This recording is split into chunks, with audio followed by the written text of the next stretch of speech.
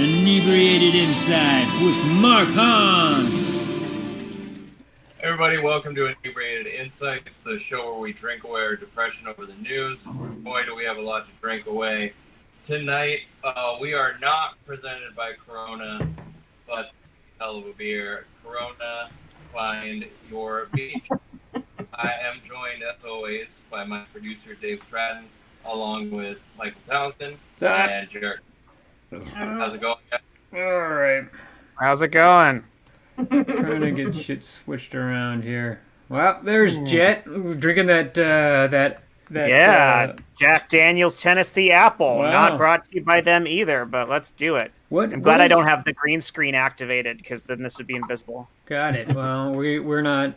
We don't have any budget, so we can't afford Zoom. We do everything through Google Meet, so they can't do the whole virtual. I background. thought you were reimbursing me for the whiskey. Oh no, not at all. Also, is that I went way over budget. Is that a robot penis? What is that? What are you talking to? So my blue snowball microphone. Oh, okay. It's fancy. It's got a whole shock absorber on it. There, look at that thing. I keep expanding the rig. It's like my drum kit. High tech Pokeball. How's it going, Mike? There he is. It's going well, man. Thank you. The bedroom from Paranormal Activity. Yeah. Yeah. Look at that. You got some. Your girlfriend's gonna start floating horizontal there back there. I mean, well, let me talk to you about Zoom, because I have a Zoom account, so we might be able to... All right. Well, too we bad. could use it. Well, not now. Not now, because Background. our 0 viewers are gonna be like, "Hey, this is too much of a wacky." But anyways, what do you got for us, Mark?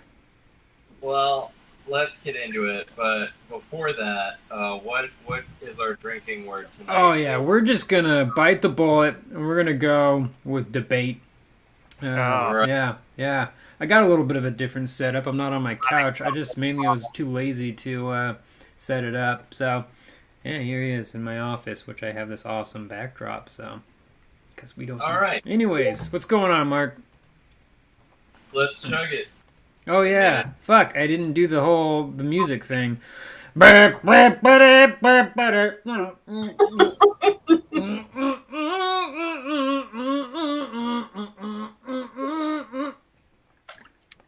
So last Tuesday was our first presidential debate, if you could fucking call it that. Before I hand it over to the panelists, I just want to give a few thoughts. Chris Wallace, I'm not sure what the fuck he thought his job was for this. There was a lot of talk about, I'm not going to fact check them. But then it took him 50 minutes before he even started to moderate the debate and say, can you not interrupt each other? And then he acted surprised the next day about how it went. It's like, well, you should have moderated the debate. Biden, whenever they talked about humanity, empathy, dignity, he was on his game. He was very eloquent, making good points. Whenever he had to talk about actual policies and getting into numbers, he seemed to stumble a little bit. But I'm not sure I can hold that against him, because he had a lunatic screaming at him the whole time. Trump has been hemorrhaging voters, suburban women, and seniors. And what he needed to do to get them back was the exact opposite of what he did. It was clear his strategy was just to sort of goad Biden into stuttering and try to make him make some sort of huge gaffe. And in my mind, Biden won the debate simply because he didn't make an incredibly huge gaffe, although there were gaffes along the way, which were covered up by the fact that Trump is a white supremacist. So, having said all that, Dave, what were your thoughts about the debate? Just our thoughts. Good God, I've never been so pissed off at that man in my whole life. I mean, it was like watching a child, basically. It was watching like a child insult another child. Like, I mean, I have 2 kids. They're 8 and 10. I mean, they just throw out the stupidest types of insults. Like, not my kids necessarily, but when I'm around other kids, it's just like he was just attacking Biden for just the dumbest things. Like it's like, no, you don't go, you never went to Delaware College, you're the stupidest person in the world, because that's not where you went, you're dumb, you're not as smart as I am. It's like, what the fuck are you even talking about? Like, I think that Joe Biden just sat there and just was smiling the whole time, like, just laughing at him, like, what are you talking about? And that's the best thing you can do, because he's a narcissist, and narcissists hate it when you laugh at them. They hate when people discredit them and make them, and they hate being worth less than their peers. Also, the whole that there's a lot of that shit going on social media with right-wing people saying, like, oh, he did say that he was against white supremacy, but, like, I mean, Mark and I were on, like, we were messaging each other the whole time, and we was like, as soon as it happened, both of us was like, he just couldn't admit that he couldn't swear off white supremacy, and I don't know, it was I got so fucking mad. I couldn't, I had a hard time sleeping. I was so upset at that night, but I feel that Biden did exactly what he should have. Like, what do you do when somebody bullies you? It's just like, you stand your ground and you just let that person be the lesser of the man. And so, I mean, having go after your dead child, it's just like that. I mean, Trump's just gonna, he's basically made himself look bad. I made a little video of what I feel. I'm gonna go ahead and play this right now, if everybody can go ahead and see this. So, hold on here. Yep. I'll put this on for the people at home. Let's see if I can get to this.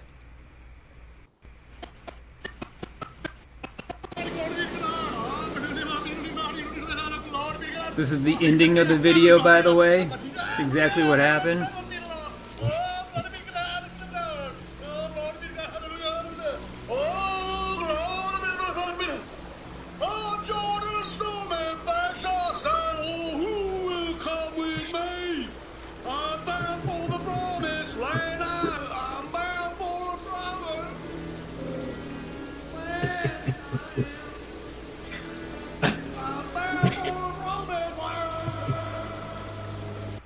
Yep, that's it. That's all I got.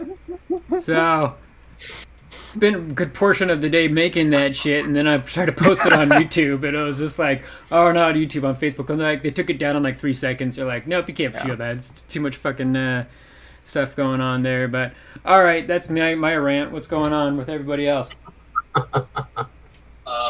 Jett. Debate, drink, everybody. Oh, yeah, absolutely. The child thing, being a parent of a 12-year-old and a now 18-year-old, I was going to say, it absolutely seemed like my kids arguing with each other, although I think even more so, it was like my 12-year-old son arguing with me, a 38-year-old adult. Like, it was so pathetic and juvenile and painful to watch. And so had Biden even been capable, and we really won't know either way, of getting out policy details, of getting out accurate information and numbers and big cohesive thoughts, he was never given that opportunity, which may or may not have been strategic. Honestly, I can't fathom Trump being that strategic at all, so much as he just does whatever the hell he wants. Because I guarantee that was not the performance he was coached on. That wasn't what he was prepared to do by his handlers, because he doesn't actually do whatever anyone wants him to do in the moment. He just does whatever Trump wants to do. In this case, it was argue and fight and yell and be a complete petulant child. It hurt to watch. I'll say, yeah, Biden didn't do anything spectacular other than persevere. Sadly, that's enough. There's no one else on the world stage who acts like Trump. So if Biden can do that well against him, it demonstrates what he can do with, say, completely savvy, reasonable world leaders who communicate on an adult level. So from that level, it was a good demonstration of who Biden is and what he's capable of, on top of the fact that, yeah, he showed a lot of empathy. But but Trump's performance wasn't surprising at all. I saw someone today say how they were disappointed by both candidates. The only one who could have disappointed anyone in this debate would be Biden. Debate, there it is. Because Trump acted exactly like any reasonable person would have expected him to act. So there's nothing disappointing or embarrassing about Trump from that perspective, because it's exactly what every single human being should have expected out of him. Well, it's like I would have just flipped a lid. It would have been a whole on like insult match, like nonstop. I mean, Biden just said, "Oh, you're the worst president." And I'm surprised he did that like right away. Yeah, it was just that like, was right off the gutsier bat, than like, expected. You are the worst president ever. I feel like he had that card up, his ace up his sleeve, and he just pulled it out too quick. It's like, no, you're supposed to work up to that. There's so many other things that you can say. Yeah, but I don't know. I would have just completely just called him everything in the book and just gone after him how he wants to be a dictator and an autocrat and just. But I'm surprised he didn't bring that up at all about the whole dictatorship and whatnot. But I don't know. What do you think, Mike? I think, if I were to say, like, I think the first thing that stood out to me was the stand back and stand by. And it was amazing how that seemed egotistic. It's not. It's amazing how that wasn't the first thing to come out of everyone else's mouth. Because it was terrifying. Like, those are marching orders. I don't know what else that is except a marching order for a group that you stand behind. And for him to act like he doesn't know who they are, he has a record of saying he doesn't know white supremacists, when in fact he does know exactly who they are. His father he doesn't know anybody who was fired, who quit, who had a scandal, who was accused of fraud, who did any of the terrible things that are related to him. He doesn't know them. He's never heard of them, even though we can prove every single time he worked directly with them. He came out yesterday and was like, "Oh, I don't know who the Proud Boys are. I don't know those guys. I never heard of them. And the thing is, not my friends. I don't know who they are." Let's, for the moment, give him the benefit of the doubt and pretend he isn't lying now and totally doesn't know who they are. Then his action on stage, when given the choice of denounce white supremacy or tell someone he's never heard of randomly to stand back and stand by, he chose to pretend he knew who these people were that he didn't and give them orders as though he understood what he was talking about. Yeah. Like, that's no better. If he's telling the truth right now, then he pretended in front of an international audience to know what the fuck he was talking about and then took it back to the next day. It was literally like, denounce white supremacy. Say you're going to denounce white supremacy and denounce the Proud Boys. And he says, stand back and stand by. And it's just like, that's not the same thing at all. The way he said it, it felt like a talking point. It felt like something he had rehearsed. Yeah. Because other people said that. Yeah, to me, it felt like he was just shit was coming out of his head randomly, like it does. To me, I felt it was more of he's winging it. But you're not the only person to say that it felt like a planned talking point. So I could be wrong. Not planned, just something that he had heard because he hears things and he spits them out. So I thought it was something like that. Not planned. I don't think he came out planning. Fair enough. Yeah, someone said that they felt like he actually. No, because it was Joe Biden who said Proud Boys, and then he said Proud Boys, stand back and stand by, like that. It wasn't. I don't think he was planning on Joe saying that. I'm with you there. Yeah, but I would say like. The only nice thing I could say about Trump is that it wasn't word salad. He actually, I think through osmosis, he understood his talking points. It's just that it was just a clusterfuck, and he doesn't know. He acted like a toddler, and he doesn't understand anything about the rules of a debate. Nothing about them. It was not even. It was completely. This wasn't a debate. It was just awful. It wasn't. It was just cringeworthy. It was hard to watch, and they have to have a mute button. Otherwise, if I were Joe, I'd say like you have to have a mute button. Otherwise, this is pointless. It was a pointless exercise. Like, and that's what they're talking about going forward is having a mute button. Trump is already indicated if they change the rules, he's not going to show up, which of course is his way out. But that's thing is that's not changing the rules. If they had a mute button, that's not a change of the rules because the rules were already in place that they're not allowed to interrupt one another. So all they're doing is enforcing the rules. So. But what's so the next one's going to be a town hall, right? So what are how they're going to be close to each other, like walking around? Someone's going to fall over. We know it. They're just someone. I'm probably Trump. That guy cannot stand. Well, he's those lifts. He can't walk around that steadily on those lifts. Yeah, no, or drink a glass of water with one hand. But I feel someone's going to not be able to stand. I mean, they have chairs and stuff, but it's just, you saw how close freaking Trump was getting to Hillary last year. No, he's going to do that again. Creepy shit again. And it's going to be creepy. And it's just like someone's going to throw a punch, I feel. Like, it's going to be mad. I think the town hall is going to be a bit more toned back than this one, because if a physical therapist assistant is asking Joe Biden a question and Trump starts screaming, "Are you going to pack the courts, Joe? You didn't go to Delaware State. Obamagate." Like, it'll just make him look even worse to have to actually interact with voters that way. And to put in a button on this topic, Project Lincoln says that they have obtained a copy of the debate prep for the first debate. So I would love to see that. Hopefully we're talking about that in 2 weeks. Wow. So let's move on to our next topic, and let's chug. I got it here this time.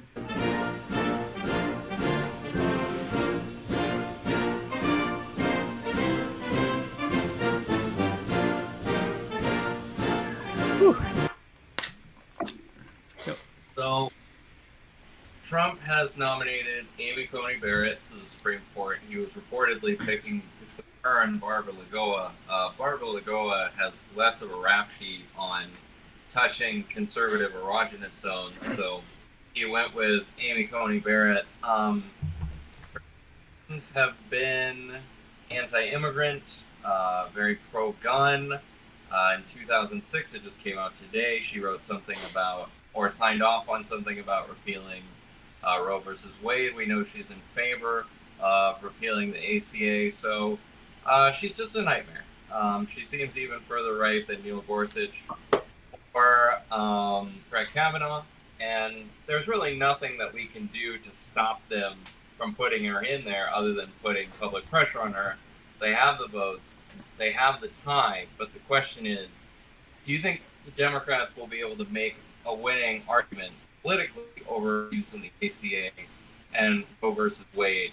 And should Democrats consider adding Supreme Court justices if we win the Senate? Well, we'll send it over to Jett first. Yeah, I don't think there's any argument the Democrats can make to solve any of this. I mean, this is no longer an issue of arguments. Obviously the Republicans don't care about our opinions on either of those issues, so we can't win them over, and they've got the votes. There's only two of them who claim that they're not going to be in favor of seating a Supreme Court justice before the election, and I wouldn't expect either of them to actually come through in the end, even if it mattered. We still need two more than that, and we're not going to get them because the only Republican we could trust, Mitt Romney, doesn't care either. So there's no path to not getting. There's no path that I'm aware of at this point. There's no path that it doesn't require some Deus ex machina situation to prevent her from being seated. So she's going to get seated, and we're going to get screwed here. As for expanding the Supreme Court,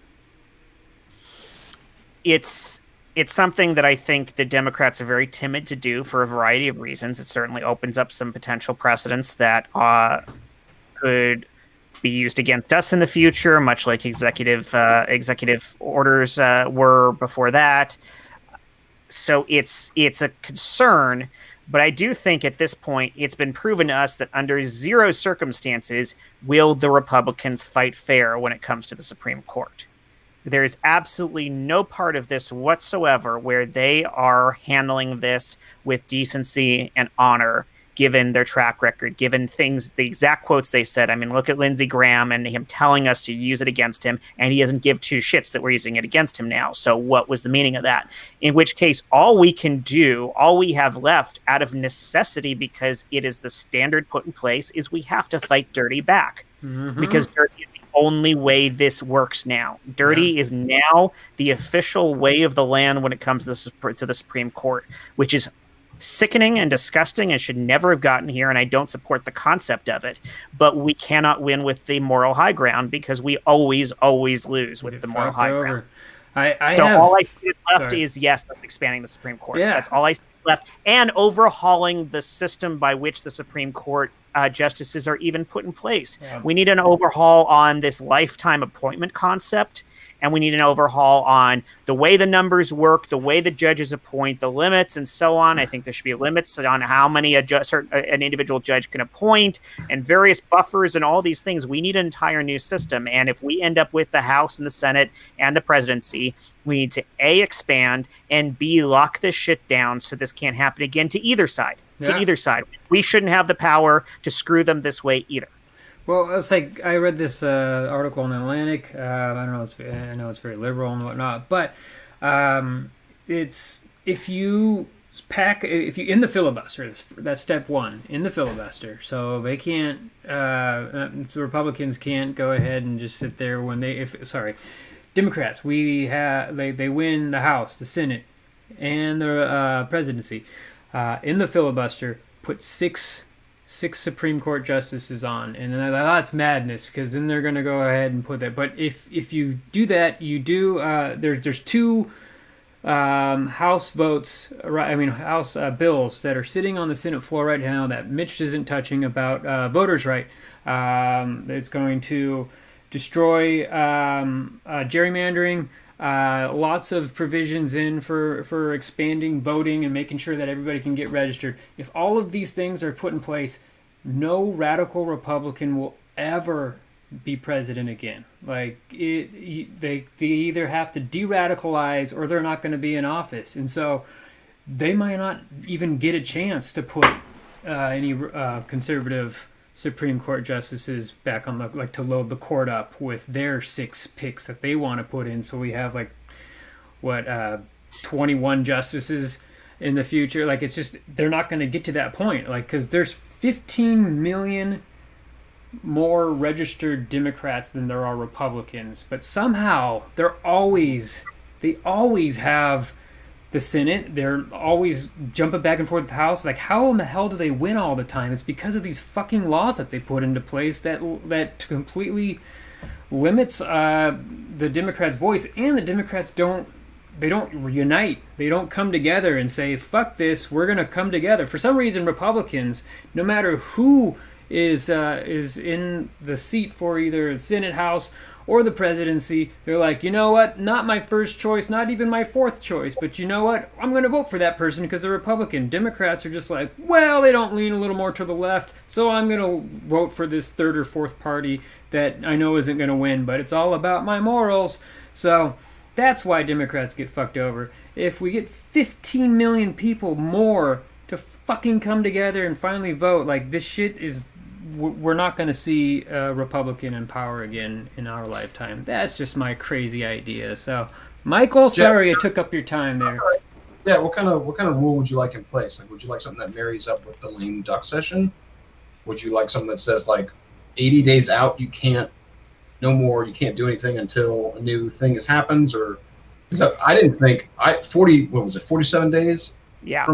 With RBG, I was like, that can happen, but it's happening. Yeah. Yeah, I think it would be reasonable on that point alone to have one of these situations where, especially since the precedent seemed to have been set last time on we're this close to an election, so we're going to wait to see who the next president is, that should have set the standard of, well, fine, if that's the way you want it, that's the way it is from now on. But we're so like I think 9 X number months of days. Out. 2016, we were like 9 months out. This is 9 40 months. fucking days. Give me a break. So I think there needs to be some sort of a buffer. There could be certain rules in place about things like always have to have an odd number of judges. So if we don't have that, then that rebalances things. I think there could be, because historically we haven't always had 9 justices. We've had more than that. We've had fewer than that throughout history, off and on. But we've had 9 for a while now as our standard. We could absolutely have a system in place where no president is allowed to appoint more than X number, which means if we dip below because of whatever reason, we hang there. I think it would be a good reason to up our numbers so that if and when that happens, that's not as big of a hit to us. So there can be, say, a 2 appointments per term limitation, or 2. That might be the most reasonable, I suppose, per term, because if we re-elect, and that implies that the people have a certain confidence in that president. So some sort of a limitation, like 2 per term is the limit. I absolutely agree with the idea of no appointments X number of days before the election. Certainly right now, no appointments once people have started voting. People have already started voting in this one. That's an absurdity. So I think those 2 right there, and then, we increase the number to something like, I don't know, if we end up with 15, something as much as that, 12. I do think odd numbers are important, though, for this reason. So we get ourselves around there, then we cap the number of appointments per term, and we cut off the time frame. Those are my ideas, and I am in no way a legal scholar whatsoever, so probably they are terrible, and someone smarter than I will give all the reasons why they suck. I did like how when Trump asked Biden, or fucking whoever the fuck the moderator was, in the debate. Wallace, yes, in the debate. So in the debate, they somebody asked Biden, "Are you opposed to packing the court and ending the filibuster?" And he just ignored the question. Usually I hate that, like, oh, you fucking ignored the question, answer it. But this time, if he said yes, he would lose any type of swing Republican voters that are out there right now. If he said no, he would lose his a lot of his liberal base. So it's just like, say nothing. Well, I'm like, love it. He did the right thing for a trap question like that, which is to call it out as it is, and to call out how political it is.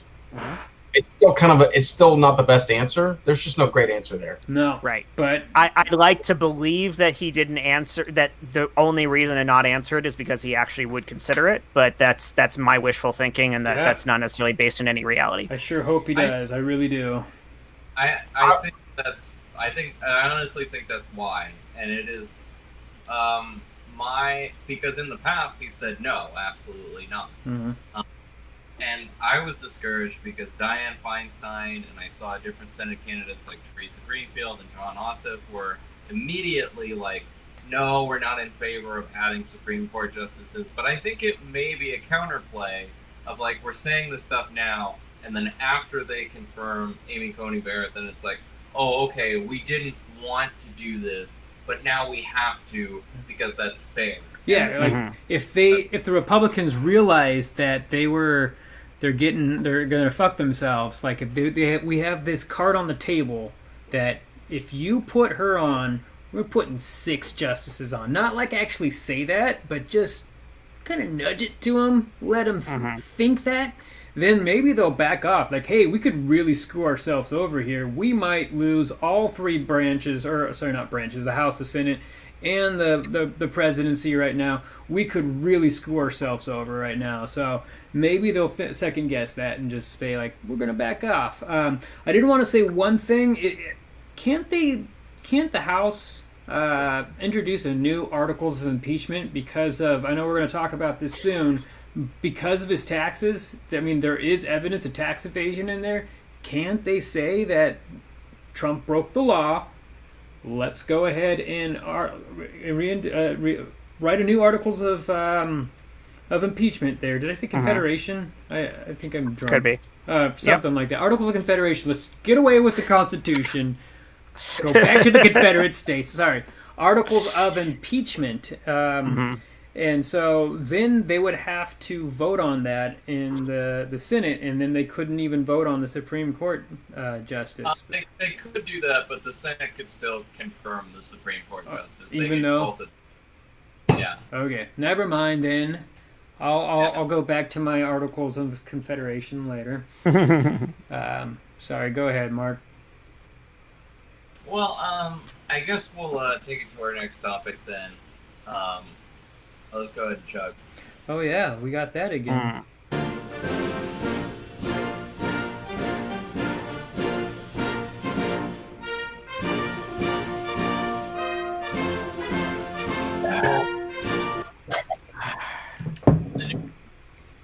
Came out with an article. We've been trying to get this for years. It was about Trump's tax returns. It's interesting to keep expecting an October surprise from the Trump campaign, but all of the late campaign surprises seem to be going against him. We learned a lot from this. We learned that Trump has got this huge, I believe it's $72.9 million refund. He might have to pay it back with interest, so it'd be over $100 million to the IRS because he lied about the amount of his losses. We learned that he only paid $750 in taxes in 2016 and 2017, and in 10 to 15 years he didn't pay taxes at all. And we also learned, which was most interesting to me, that he is in debt about $421 million. We still don't know to whom. We know the debt is coming due. The Russians. But we don't know to whom, and he could be compromised by a foreign power. And it's my understanding that usually when you have this kind of debt, you can't even get a national security clearance. Correct. So, my question to you all is, and we'll go to Mike first, like, what part of this do you think is going to be the most impactful with voters? It'll be the most impactful with so-called undecided voters who feel very strongly about paying their fair share. All 12 of them. Yeah, and I don't know how big that gap is, or how big that range is, but I would say, what's up, Mark?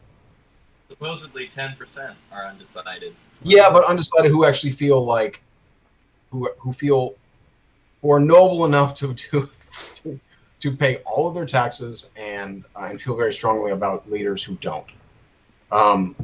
When I heard this, I wasn't surprised, and I didn't think it was as impactful as Democrats would hope it to be, because the conservative mindset is this: they always think they're making more money, or they always want to project, and then they never want to. They don't want to pay the taxes, or they would prefer to get away with it. That's a badge of honor to them. So to say he's done this, it doesn't ring the same to us as it does to people who would prefer not to pay that, who would prefer to illegally not pay their taxes. No. Yeah, Republicans feel that paying taxes is taking away your freedom somehow. Like, it just, I don't know. Instead of paying taxes to the government, they're basically paying taxes to big corporations, billionaires. They're voting against their own interest here. It's just programs that help out these poor people. They're like, I don't want to pay my taxes because it's socialism. They're just going to screw me over. I'm going to lose my freedom. So I don't know what an October surprise would look like for this president, because he would have to murder someone at this point. For someone who doesn't know who they're voting for, to suddenly be blown away by taxes, that has to be a very specific person. I don't think it's going to affect a large amount of people, unfortunately. For me, it's just another reason not to vote. For me, I stopped at murders and rapists. I was done. I didn't need more after that. From when he went down an escalator ride. I stopped during The Apprentice. I was done. I didn't. I don't need any more. But that's me, and that's usually people who think like us. We think Right. Yeah, I mean, I figured this was going to happen. Like, I knew he wasn't as rich as he was. He's a narcissist, so he's going to say, "Oh, I'm the richest person." And like billionaires are like, "He's not that rich. He's not even like 100 millionaire. It's just like all of his assets are all through loans. He actually his net worth is nowhere near what he claims it to be." With all of his failed companies and bankruptcies, and it's just all these Republicans are like, "Oh, he's such a good businessman. He's got so much money and stuff. That's how I want him to run our country." And it's just like, no, he is a failure. He's the biggest failure to ever sit in the Oval Office. But I just love how it's his golf courses. The thing he loves the most about life, and not his children. Not his children.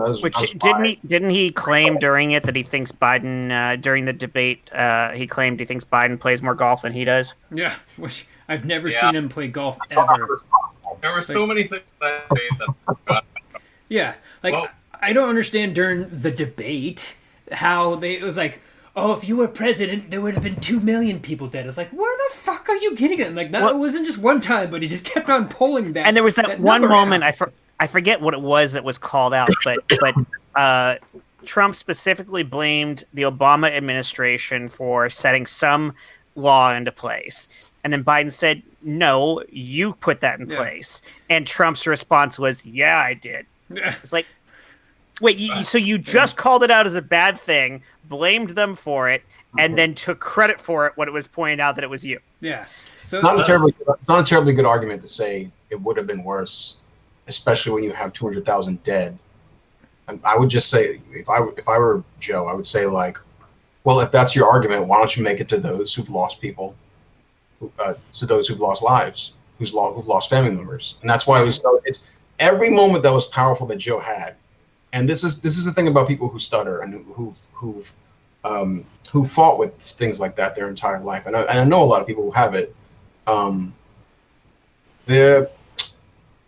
He stopped stuttering and he stopped his ums and ahs and pauses when he looked directly into the camera. Yep. When he stopped thinking about the text and the talking point and instead went with how he feels and how he wants to connect. Human connection. And that's when the stuttering stops. And that's always when the stuttering stops, is when you stop thinking about how to do it perfect and instead you just connect. Yeah. And that to me was another reason why he won. But it doesn't matter. Winning doesn't matter if you just shit all over it. It's not a debate. Yeah, I mean, it's funny that Trump never once looked at the camera. Like, not once. It was just staring at Joe, trying to just piss him off the whole time. Because he's too insecure. He's just a bundle of insecurity. Yeah. It's the saddest shit in the world. And that's the thing, like, conservatives just don't understand. They think they're drinking liberal tears. They don't understand what tears they're drinking. They think we're crying because we lost. We know how to lose. We lose all the time. You lost. Yeah. We're ashamed of you. We're ashamed of saying that we live in the U.S. because we're we're like a worldwide laughing stock. Like, fucking the whole planet thinks we're a giant joke, and that Trump is just the biggest fucking moron. Like, even he people that he thinks are his allies, Putin.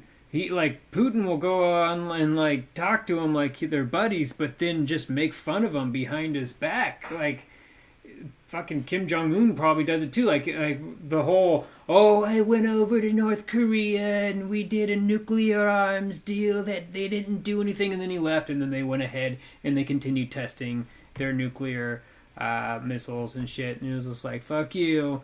We are just playing you. Everybody makes fun of him. Yeah. People call him a bully. He's a wannabe bully. He's like the 80s movie sidekick bully who just repeats what the bully says, and the bully's like, yeah, okay, shut up. Shut the fuck up, Trump. The one trying and like has a weird laugh. Like, he doesn't know how to do it. Like, he doesn't know how to do it. Yeah. Yeah. I wanted to say that getting back to the question there about the whole taxes and whatnot, I was a background investigator for 13 years, and the number one reason why people did not get security clearances was because of financial problems. They're susceptible to blackmail or coercion. There's two reasons why background investigations happen, because they got to determine if the person is suitable to hold the clearance and if they're susceptible to blackmail or coercion. And so if you have financial problems, people can freaking pay you off for secrets. And guess what Trump's doing? He's getting money from Russia and other places, and he's fucking definitely panhandling or blowing dicks because of it. I don't know. So I think if anything happens, it'll happen after the election. Oh, he's gonna be in jail as soon as he gets voted out. There's no doubt about that. Either in 2 years or in 6. Something will happen. Oh man. All right, guys, it's true. Yeah. Or maybe 12. Yeah. You know? I don't think he's gonna be alive for 4 years. I really don't think he's gonna be alive. Yeah. He is in such bad health that he is going to just die in office. He might have COVID now. Did you guys? Oh yeah, I just saw that his top advisor tested positive. What's her name? Hope Hicks, who was with him on an airplane, and Trump said that he was tested and he'd have to wait until tomorrow, even though they have rapid testing at the White House. So that remains to be seen. I'm sure he won't tell us if he has it. Oh, guys, I do not wish anyone to get an infectious disease with a mortality rate associated with it. I don't want anyone to get this. Plus, why do people wish this shit? Don't wish this shit on anybody. Other people get this. I want to beat him fair and square. Is the other thing. I want. Yeah, exactly. That's another reason. Yeah, no, I do not want Trump to die. No. Especially no. For multiple reasons, but especially because that's not a defeat. Yeah. Like I want him to go down in defeat with shame for everything he is and everything he's done, and his whole family to go down with him. To be in that jail. that requires him to be alive. There you go. Yeah. Because people you probably care about that actually, or people you would care about that have to hang out with him. Mm-hmm. And you don't want them to get it either. Yeah. Nope. Well, I said this before about Michael Caine, like how he died, and like is it Who? not Michael Caine? Sorry, Herman Caine. Herman Caine. Thank you. You scared me for a minute there. Debate. Michael Caine. He's like, no, great. Anyways, debate. Michael Caine. Herman Caine, who died. Shouldn't he feel a little bit responsible for that? I don't know. Maybe. Not according to his Twitter. No. What does his Twitter say? He's still tweeting about how it's all hoax. Oh yeah, Herman Caine himself is still tweeting about how it's an overblown hoax from the fucking grave. But no, here's the thing: it would be like if Trump got it and he got really sick. I mean, we don't want him to die, but if he got really sick, do you think? Just die. We don't want to pass it on to anyone else. That too. But like, do you think he would finally take it seriously if he actually got sick and there's like had to be like incubated and shit? Do you think he would take it serious and be like, "Hey guys, this is a big deal. How about not for us, only for him? If you are a classic narcissist and you get a disease that other people around you don't have, you are going to want to give it to them because no one's down. No one's going down. If I'm the only one going down, I'm not happy. Like that other congressman who tested positive and went to the office and held a meeting in person to let everyone know that he was positive. Yeah, exactly, Jett. Yeah, because in their mind they're thinking, I'm not the only person going down with this. I can't be. Well, on that note, let's go ahead and move on to who should talk about.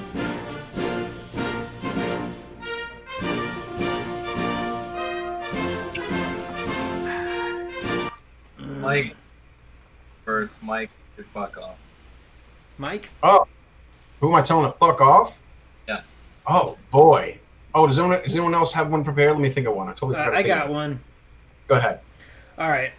Those pollsters that Trump's trying to incite is like basically his polling police that it's all voluntary, those guys can fuck off.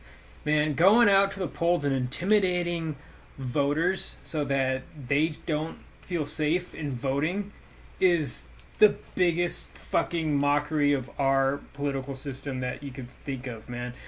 We, like America, the land of the free, if you think about it, we really don't have a ton of freedoms. I'm like, yeah, we, Bill of Rights and stuff, freedom of speech, and it's fantastic. We can talk about whatever we want without having to get thrown in jail.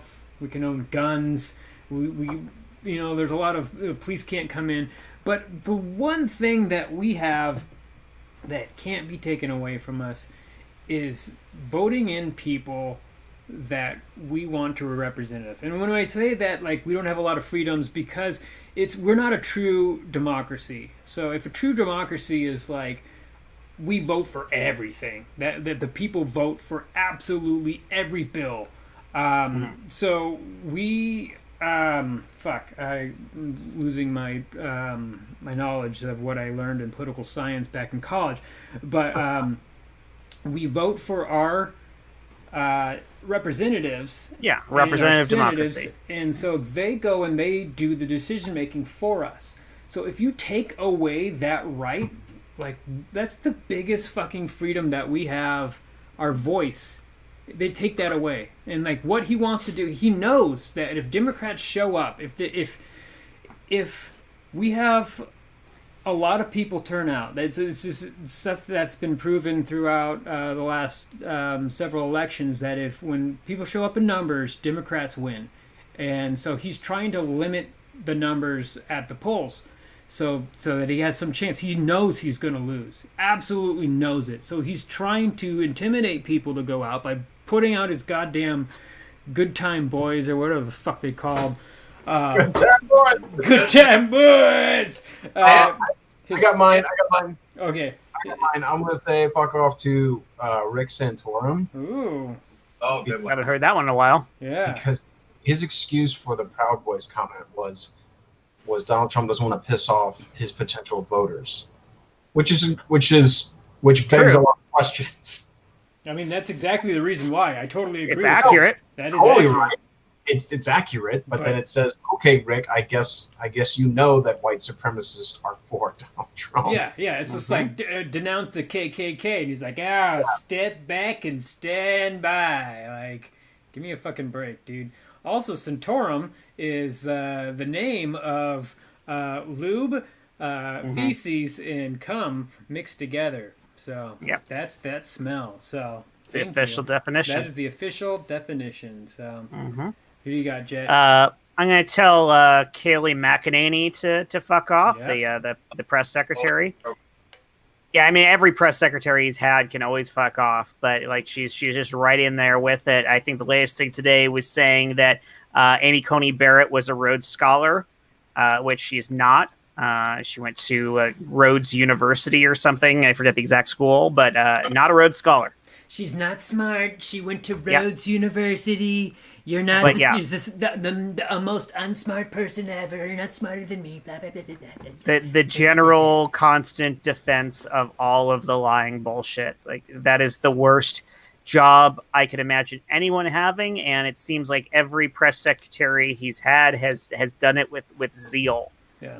That she must put a lot of makeup over that little cross, that when she takes it off, because it's probably just burning a fucking hole right in her chest. Just like, she's like, damn it. That deal that I had with the devil. Yeah, anyways, Mark, who do you got to fuck off? Well, I am going to close out the show by saying a special fuck off to the lesser of two evils people, and that, because it was bullshit in 2016 and it's bullshit now. Hillary Clinton helped the U.S. gain their credibility back on the world stage. 4 years Secretary of State. In her 8 years in the Senate, she passed more bills than anybody else. As First Lady, she helped create the Children's Health Insurance Program. She helped advance the cause of women's rights across the world. She tried to pass universal health care while everyone followed her around in a Grim fucking Reaper outfit, calling her a bitch. All right? So you show Hillary some fucking respect, because she would have been a great president. she's not the lesser of two evils. Joe Biden is a kind, decent man who helped save the American auto industry and helped bring our economy back from the worst recession since the Great Depression. He helped pass the Affordable Care Act. He has policies that are far more progressive than any more Democratic nominee. And I mean far more progressive than any Democratic nominee. He is not the lesser of two evils. He is a great option, a fantastic option. And the people with the memes that are like, voting doesn't matter, we need to burn down the system. Man, listen, if you don't vote, all of your memes and even going out and protesting is just fucking whining. If you're not going to actually vote and exercise your power. So fuck off with the Biden is disgusting, but I'm voting for him. Biden is not disgusting. And when you say that, somebody on the fence isn't going to be like, let me join you in thinking that Biden is disgusting, but voting for him. They're going to be like, man, I wasn't even going to vote. Now you're saying Biden is disgusting. So now I'm not going to vote. Because that's what's going to happen. So fuck off, people. Keep your eye on the ball. There you go. Well, like I was saying before, like, we're not voting blue versus red. This is democracy versus autocracy. If you want to vote again in the future, like if you want to have the Constitution be intact, if you don't want Trump to try and run for another term after this term, you fucking vote for Biden. All right. Or have it rigged for Ivanka or Don Jr. or Kimberly Guilfoyle or whoever the fuck. Because it could be rigged forever. Mm-hmm. Yeah. Joe Biden. Like, this is our last chance to fucking actually... It really is. To keep if we lose here, we've lost democracy permanently, most likely. Enthusiastically vote for Biden. Enthusiastically vote for... I like the guy. He's nice. He's nice. I would be happy to have a person who's nice. Like, he doesn't have to be amazing as president. I would be happy right now just to have someone who's fucking nice. There you go. And the thing that I'll say on this rant is if you think the party is too corporatist, I feel you. I get it. But then get in there and change it from the inside. Exactly. If you just walk away like a little bitch, things will get worse. AOC and we've started. AOC and her whole group is the tip of the iceberg. It's going to work its way up, and they're going to continue to work their way in because that's what we're paying attention to right now. It's the very beginning. Change like this doesn't happen instantly. It is progressive. That's the entire point, right? Progress. So it's going to be a slow crawl up to where we want it to be. Let's not treat it like we lost just because we didn't win instantly. Yes. And on that... Well, hold on real quick, Mark. So next show in 2 weeks is the town hall presidential debate. And so Mark and I have been talking about trying to live stream it while maybe 6 of us or 4 of us play a drinking game to the debate. And just hopefully our livers will survive. But I don't know. Are you guys on board with that? Mark, are you on board with that? With that. I'm on board with that. All right. I think I'm driving during that time, so I shouldn't be drinking. Okay, so we'll try and find a good panel and have 2 teams, Team Trump, Team Biden. And each team, we're going to have to pull it out of the hat because I know nobody wants to fucking be on Team Trump, but we're going to have drinking rules associated with each one of those candidates, and then each time they do something, like Trump moves his arms like an accordion, you got to drink. It's probably like 2 or 3 rules per person. And so, I'm going to probably take that next Friday off from work there. So, but yeah, look forward to that.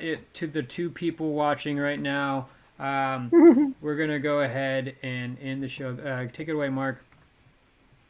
Good night, everybody. Go Kamala Harris.